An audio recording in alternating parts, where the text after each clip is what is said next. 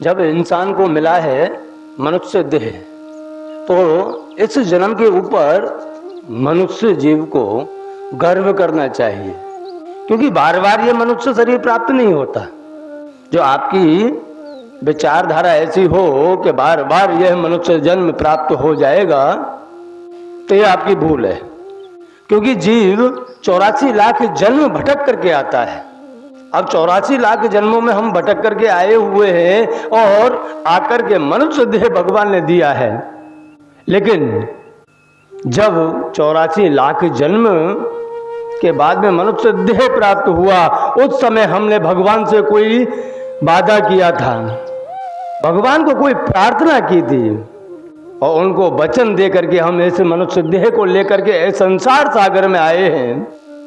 और फिर भी हम भगवान को दिया हुआ वचन भूल करके इस मायावी संसार में रात और दिन भटक रहे हैं। क्योंकि माया है, सबको माया लगती है, ऐसी बात नहीं है। लेकिन मैं फिर भी बताऊंगा कि राम नाम का इतना बड़ा प्रभाव है कि आप इस माया से मुक्त हो सकते हो। अब एक जन्म लीजिए आप, तो जन्म लेते समय भी पीड़ा होती है, मृत्यु के समय भी पीड़ा होती है। तो क्या 84 लाख जन्म हम ऐसे ही पीड़ा में मुक्त हो, पीड़ा में व्यस्त होकर के जाए? अरे जिस कारण से हम इस मृत्यु लोक में आए हैं, उस कारण के खोजने की बजाय हम उससे विलुप्त होते जा रहे हैं। हमें ये मनुष्य देह मिला क्यों, किस कारण से मिला है, पहले तो वो देख लो।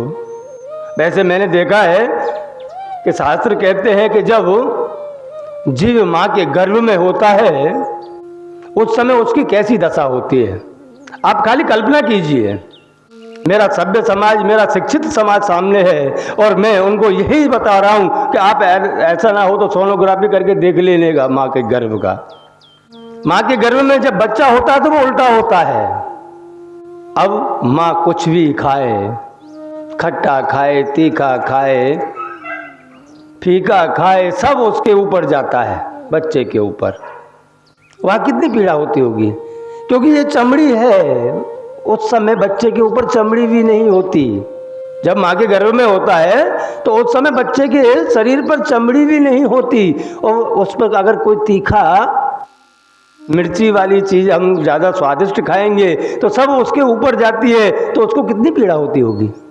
और उस पीड़ा में वह बच्चा फिर अपना हाथ पैर हिलाता है, तब माँ बाप को क्या लगता है, ओह देखो मेरा बच्चा अब खेलने कूदने लगा है अंदर। नहीं, उसको बहुत तगड़ी पीड़ा हो रही है।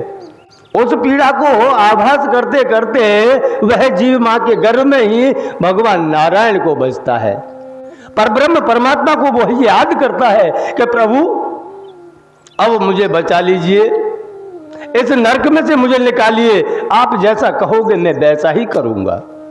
इधर जब भगवान की कृपा होती है और वह बच्चे का 9 महीने का समय पूर्ण होता है, तब भगवान आकर के उनको दर्शन देते हैं। क्योंकि वहाँ गर्भ के अंदर कोई माया नहीं लगी हुई है जीव से। जीव खाली एक परब्रह्म परमात्मा को ही पहचानता है और किसी को पहचानता ही नहीं है। माया तो हम इस संसार में आ जाते हैं, उसके बाद में लगती है। वह कैसे लगती है वो मैं बताऊंगा। लेकिन जब भगवान उसको प्रकट होकर के दर्शन देते हैं तो वह थोड़ा शांत होता है और भगवान से कहता है, प्रभु जैसे मैंने भजन इस 9 महीने में किया है, ऐसे ही मैं पूरी जिंदगी बाहर जाकर के भजन करूंगा। वो भजन करने का मर कह तो देता है, पर भगवान को पता है कि ये बाहर निकल करके कभी मुझे याद भी नहीं करेगा।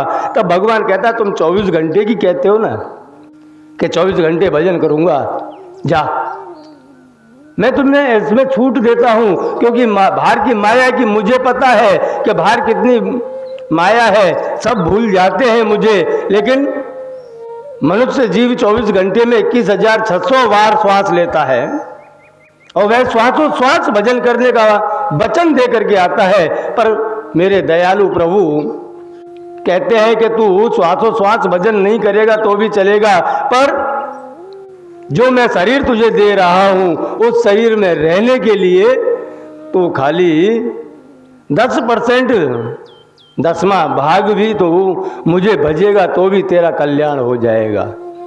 जैसे ही बच्चे का जन्म होता है, सर्वप्रथम माँ उसको अपना दूध पिलाती है, बस वहीं से माया लगना चालू हो जाती है।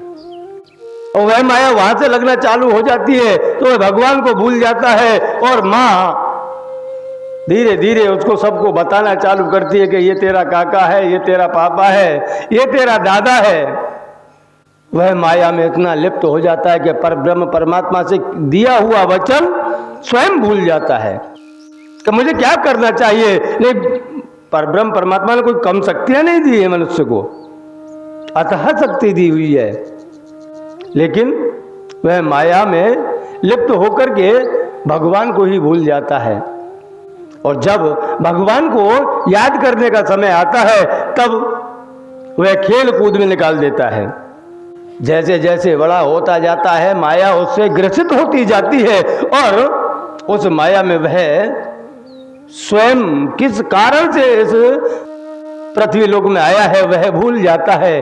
तो अगर बहुत से जीव ऐसे भी होते हैं कि जिनके ऊपर प्रभु की कृपा होती है, वह समय रहते सदगुरु की चरण में पहुंच जाते हैं और सदगुरु उनको जाकर के सिखाता है कि बच्चों तुम्हें ऐसा नहीं करना है। अगर इस संसार सागर में रह करके भी आपको भजन करना है तो राम नाम भजो, कलयुग केवल नाम आधारा, सुमिर सुमिर नर उतर ही पारा। अरे आप अपना काम भी करते रहो, माया में भी लिप्त रहो, और कौन मना करता है, लेकिन उसके साथ साथ में मेरे राम जी को भी भजते रहो ताकि तुम्हारा यह जन्म विफल ना जाए, आपका जन्म लेना सफल हो जाए। इसलिए आप हरि का नाम भजते रहो। अगर इस संसार में से आपको मुक्त होना है तो प्रभु का नाम तो भजना ही पड़ेगा भैया। और जिस दिन आपको प्रभु के नाम से ये प्रेम बंध जाएगा उस समय समझ लेना इस संसार की कोई भी माया आपको ग्रसित नहीं कर सकती। बस कारण है तो एक ही है कि आप भगवान के नाम से प्रेम नहीं करते हो। आप भगवान का नाम भी भजते हो तो स्वार्थ में रह करके वर्ते हो। आपको स्वार्थ है इसीलिए आप भगवान को भज रहे हो। लेकिन जिस दिन आप निस्वार्थ भाव से भगवान का भजन करना चालू कर दोगे उसी समय से आपका मन भगवान के चरणों में लगना चालू हो जाएगा।